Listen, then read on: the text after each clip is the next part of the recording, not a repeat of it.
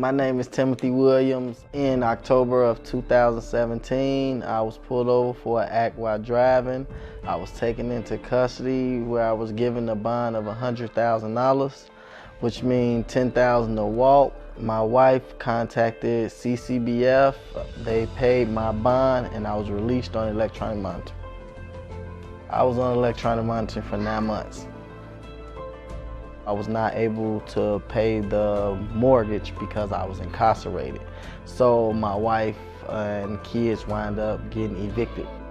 When I was released, I could not go back to my home in DuPage. I had to go stay with a relative in Chicago because I could not be on electronic monitoring in DuPage. I had just had my 2-year-old, and he was about maybe 4 months old.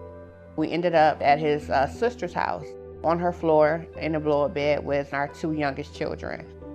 I would describe electronic monitoring as, I would say, hell, the same as jail. There's no difference. You can't go outside, you can't work, you can't take the kids to the school bus. I'm not gonna say that it wasn't good because he was home and we wanted him there. But once we got into our daily habits, it began to be a little bit much because he couldn't do anything. He couldn't even take the garbage out. I actually had a court order to be released on electronic monitoring and go back to work.